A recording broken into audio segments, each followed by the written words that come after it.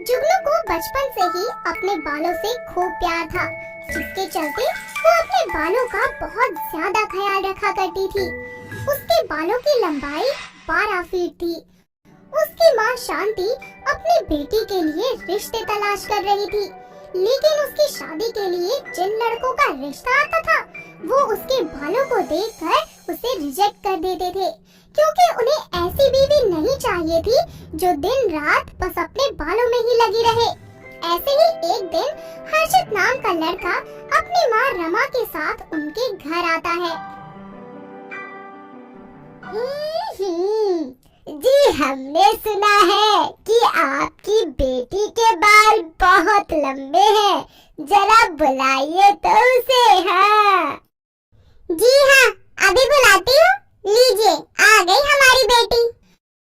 जुगनू सीढ़ियों से उतरकर नीचे आती है, लेकिन उसके बाल लंबे होने की वजह से अभी भी सीढ़ियों पर ही थे, जिसे देखकर हर्षित और उसकी माँ के होश उड़ जाते हैं। तभी रमा बोलती है, ओहो, ये बाल है या रस्सी? वो देख बेटा, अभी भी आधे बाल सीढ़ियों पर ही है, एकदम रपंजल लग रही है। हाँ माँ, इस लड़की को अगर अपनी बीवी बनाऊंगा ना, तो हमारे घर तो उसके बालों से ही भर जाएगा। अरे अरे, काहे का घर भरना? अरे बेटा, इतने लंबे बाल तो डायन के हो सकते हैं। हाँ। नहीं नहीं बहन जी, आप ऐसा मत कहिए, आप बस रिश्ता पक्का कीजिए, मैं इसके बाल कटवा दूंगी। हरगिज नहीं, मैं इस डायन को अपने घर की बहू कभी नहीं बनाऊंगी।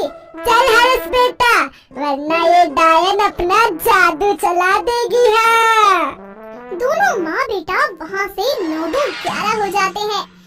शांति ये सब होता देख गुस्से से तिलमिला जाती है और अपनी बेटी को खरी खोटी सुनाने लगती है। वो गुस्से में हाथ में कैंची लिए जुगनू के बाल काटने ही वाली होती है कि तभी अचानक वहाँ पर जुगनू का मामा हरीश आ जाता है और शांति के हाथ से कैंची छीनकर फेंक देता है। अरे बहन, ये क्या कर रही है? तेरा दिमाग तो नहीं खराब हो गया? तो क्या करूं? इसका बाल ही सारे नाश की जड़ है, जिसकी वजह से इसका रिश्ता ही नहीं होता।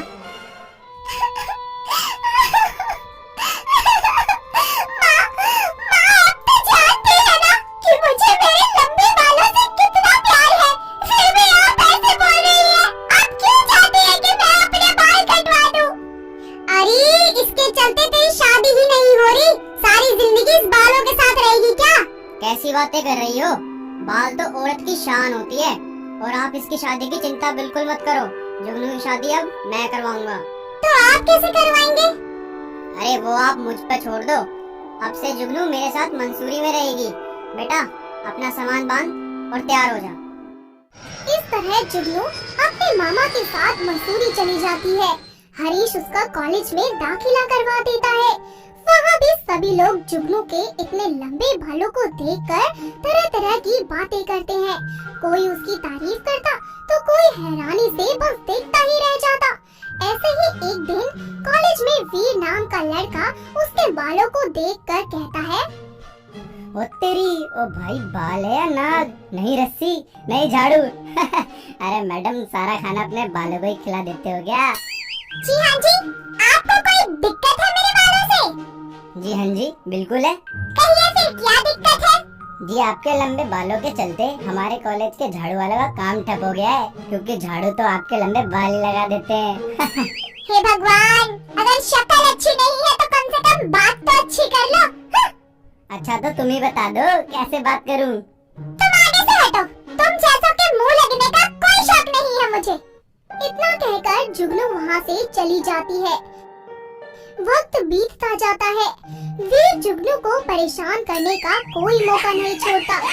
ऐसे ही एक दिन जब जुगनू पार्क में बैठकर पढ़ाई कर रही होती है कि तभी वीर वहाँ आ जाता है और उसके बालों को एक पेड़ की डाली से बांध देता है। और जैसे ही जुगनू उठकर चलना शुरू करती है, अरे ये सब किसने किया मेरे बालों के साथ? मैंने किया है मिस खलीफा। शर्म नहीं आती ये सब करते हुए? थोड़ी तमीज है या नहीं? जी नहीं, बिल्कुल भी नहीं आती। आएगी भी तुम तो पैदाइशी बदतमीज हो। हेलो मैडम, ज्यादा मत बोलो। हाँ तो शुरू भी तुमने ही किया था, मुझे कोई शौक नहीं है तुमसे लड़ने का। मजाक तो सारी दुनिया करती है, तो मैंने भी कर दिया। ऐसे ही आए दिन उन दोनों का झगड़ा होता ही रहता था। वक्त बीतता जाता है। एक दिन कॉलेज की तरफ से सभी स्टूडेंट्स घूमने जाते हैं, जहाँ सभी लोग काफी ज्यादा एंजॉय करते हैं और वीर एक पहाड़ी पर खड़ा होकर सेल्फी ले रहा होता है। तभी अचानक उसका पैर फिसल जाता है और वो खाई में गिर जाता है। साथ ही वो एक पेड़ को पकड़कर वहीं लटक जाता है। बचाओ बचाओ, कोई मुझे सुन रहा है? बचाओ, मैं लटका हुआ हूँ। वहाँ आसपास के सभी लोग जमा हो जाते हैं, जो उसकी मदद करने की कोशिश करते हैं, पर वो लोग कुछ कर ही नहीं पाते। तभी वहाँ जुगनू आ जाती है और वीर को ऐसे देखकर कहती है, अरे तुम वहाँ क्या कर रहे हो? अरे पागल लड़की, झूला झूल रहा हूँ, तू भी झूल ले। अच्छा है, फिर झूले झूले, खूब मजा आ रहा होगा ना ऐसे हवा में लटक के। हे जाहिल लड़की, मैं खाई में गिर जाऊंगा। हे भगवान, कोई बचा लो मुझे आके। थोड़ी देर सोचने के बाद जुगनू को एक आइडिया आता है और वो अपने बालों को खाई में लटका देती है और कहती है, वीर, मेरे लंबे बालों को रस्सी समझ के पकड़ लो और ऊपर आने की कोशिश करो। अरे ये बाल किसे कैसे पकड़ लूं? तुम खींच पाओगी मुझे? या फिर मैं गिर गया तो? देखो, पकड़कर वापस आना है तो आओ, वरना वहीं रहो और झूला झूलते रहो। नहीं नहीं, आ रहा हूँ मैं। एक मिनट। थोड़ी ही देर बाद वो अपने बालों के बल से उसे ऊपर खींच लेती है और उसकी जान बचा लेती है। वीर उसे बहुत ही प्यार से धन्यवाद करता है और दोनों में बहुत अच्छी दोस्ती हो जाती है। समय बीतने लगता है। धीरे धीरे वीर जुगनू से प्यार करने लगता है और एक दिन उसे अपने दिल की बात बताने का फैसला करता है। वो हाथ में फूल लिए उसके पास जाता है और घुटनों के बल बैठकर उसे प्रपोज करता है। जुगनू, मैं जानता हूँ आज तक मैंने तुम्हारे साथ बहुत गलत किया, तुम्हारा बहुत मजाक बनाया, पर अब मैं चाहकर भी तुमसे अलग नहीं रह सकता, क्योंकि मैं तुमसे बहुत प्यार करता हूँ मेरी टिमटिमाती जुगनू। हैं? ये कब हो गया? अरे तुम में इतना बदलाव कैसे आ गया? कब? कैसे? जब से तुमने मेरी जान बचाई है। अच्छा सोच लो, फिर तुम्हें मेरे साथ साथ मेरे लंबे बालों को भी झेलना पड़ेगा, जो तुम्हें पसंद नहीं है। मैंने सोच लिया यार, मुझे तुम और तुम्हारे बाल बहुत पसंद है। प्लीज हाँ कर दो ना यार। पागल हो क्या? मैं भी तुमसे बहुत प्यार करती हूँ और मुझे ना तुमसे लड़ने में बड़ा मजा आता है। इसी तरह जुगनू को उसका सच्चा प्यार मिल जाता है और कुछ ही दिनों बाद घर वालों की रस्मबंदी से दोनों की शादी हो जाती है। शादी के बाद जुगनू अपने घर परिवार की सारी जिम्मेदारियां बहुत अच्छे तरीके से संभाल लेती है। साथ ही उसकी सास को भी उसके लंबे बालों से कोई दिक्कत नहीं होती। फिर सब मिलकर एक साथ खुशी खुशी रहने लगते हैं। तो दोस्तों, कैसी लगी आपको हमारी ये लंबे बालों वाली बहू? क्या आपके घर के आसपास भी है कोई ऐसा जिसके इतने लंबे बाल हो? अगर हाँ, तो हमें कमेंट करके जरूर बताएं।